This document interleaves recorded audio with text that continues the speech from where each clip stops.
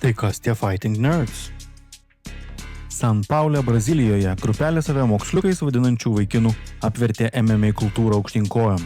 Tai The Fighting Nerds istorija. Komandos, kurioje lipnia juosta apklijuoti akiniai reiškia kovos intelektą, o namų darbai įveikti geriausius pasaulio kovotojus.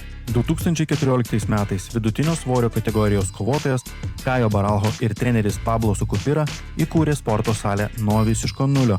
Jie patys nudažė sienas, pasistatė narvą ir sukūrė kultūrą, kurioje varžovo analizė buvo tokia pat svarbi kaip ir sparingas. UFC netgi patvirtino jų prekės ženklų tapusius apklijuotus akinius, kurie dabar yra pasaulinis nerdų filosofijos simbolis. Iš mažo kambarėlio San Paule iki 10 kovotojų visame pasaulyje, o dabar ir su naujų filialų naujajame Hampshire. Nerdai rodo, kad protas ir kumščiai gali žengti koja kojon.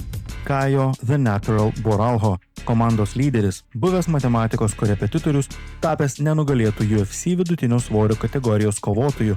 Jo UFC rekordas 7 pergalės ir 0 pralaimėjimų. Carlos The Nightmare Prates, Muay Thai jėgainė, pasiekęs pergalės įspūdingais nokautais prieš savo priešininkus UFC ringe. UFC rekordas 5 pergalės, 1 pralaimėjimas. John Lord Silva, chaosas su kovos planu.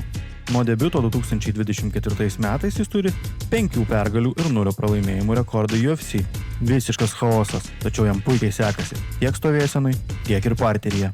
Mauricio Rufy, lengvo svorio kategorija.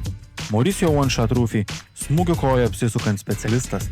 3 kovos, 3 nuostabios pergalės įskaitant nokautą prieš Bobby Greeną, kuris tapo pasaulinė sensacija. Jo rekordas 3 pergalės, 0 pralaimėjimų. The Fighting Nerds kuria daugiau nei komanda. Jie kuria judėjimą. Nuo San Paulo iki UFC arenų. Žinutė aiški.